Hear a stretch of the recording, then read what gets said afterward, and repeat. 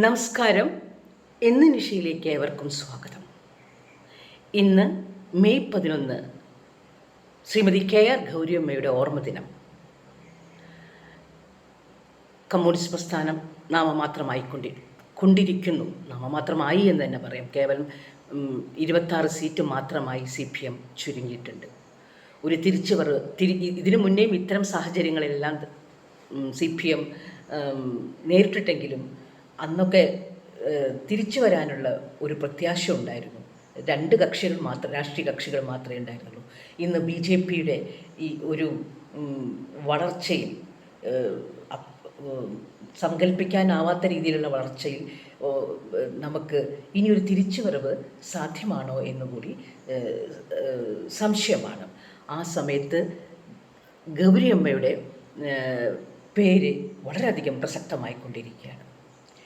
ഗൗരിയമ്മ എന്ന രാഷ്ട്രീയ വ്യക്തിത്വം നമ്മോടൊപ്പം ഉണ്ടായിരുന്നെങ്കിൽ കേരള രാഷ്ട്രീയത്തിൻ്റെ ചലനങ്ങൾ മറ്റൊന്നായേനെ.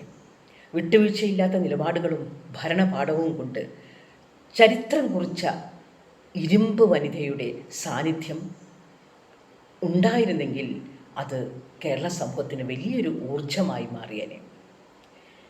ഇന്ന് കേരളം ചർച്ച ചെയ്യുന്ന സ്ത്രീ സുരക്ഷയും തുല്യനീതിയുമെല്ലാം അത്തരം വിഷയങ്ങളിൽ ഗൗരിയമ്മയുടെ ശബ്ദം ഏറ്റവും ഉയർന്ന് കേട്ടേനെ. കേവലം വാക്കുകൾക്കപ്പുറം പ്രായോഗികമായ നിയമങ്ങൾ കൊണ്ട് സ്ത്രീ ശാക്തീകരണത്തിന് അവർ മുൻതൂക്കം നൽകിയേനെ. ഭരണമെന്നാൽ ഗൗരിയമ്മയെ സംബന്ധിച്ചിടത്തോളം ജനസേവനമായിരുന്നു.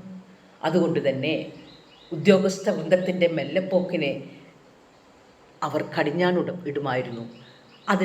അതിനെ അവർ ശക്തമായി നേരിട്ടേനെ. ഫയലുകൾ ചുവപ്പ് നാടയിൽ കുരുങ്ങിക്കിടക്കാതെ വേഗത്തിൽ തീർപ്പാക്കാൻ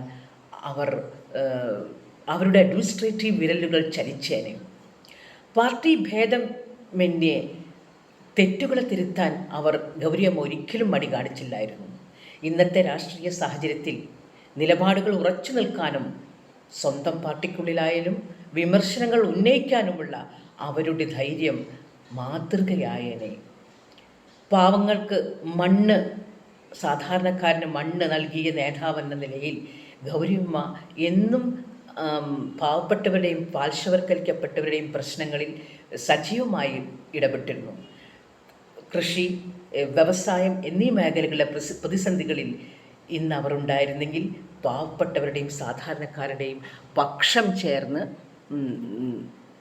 നിന്നേനെ. അവരുടെ പ്രശ്നങ്ങൾക്ക് പരിഹാരം കണ്ടെത്താൻ മുൻകൈയെടുത്തേനെ. കേരളത്തിൻ്റെ വ്യവസായ വളർച്ചയിൽ ഗൗരിയമ്മയ്ക്ക് വ്യക്തമായ കാഴ്ചപ്പാടുണ്ടായിരുന്നു.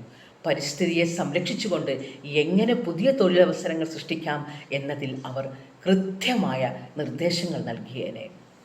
ചുരുക്കി പറഞ്ഞാൽ ഗൗരിയമ്മ എന്നത് വെറും ഒരു പേരല്ല, മറിച്ച്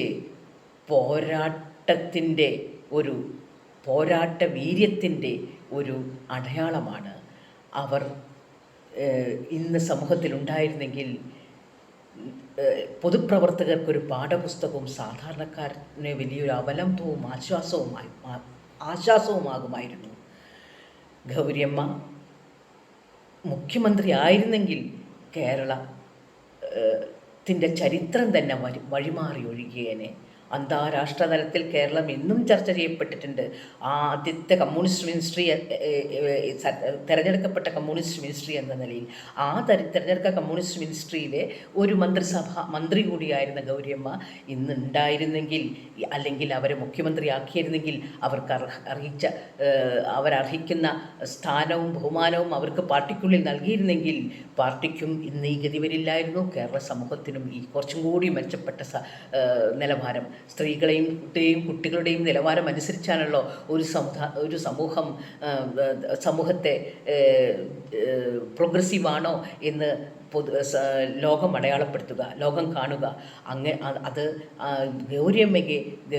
ഗൗരിയമ്മയായി ഉൾക്കൊണ്ട് ഗൗരിയമ്മയ്ക്ക് അർഹമായ ആദരവും ബഹുമാനവും പരിഗണനയും നൽകിയിരുന്നെങ്കിൽ, ചേർത്ത് നിർത്തിയിരുന്നെങ്കിൽ കേരളം മറ്റ് ഒരു അന്താരാഷ്ട്ര തലത്തിൽ തന്നെ ഏറ്റവും മികച്ച സംസ്ഥാനവും ഏറ്റവും മികച്ച സമൂഹവും മാറിപ്പോയേനെ. ഗൗരിയമ്മയ്ക്ക്, ആ ഗൗരിയമ്മയുടെ സ്മരണയ്ക്ക് മുന്നിൽ സ്നേഹാഞ്ജലി. നന്ദി, നമസ്കാരം.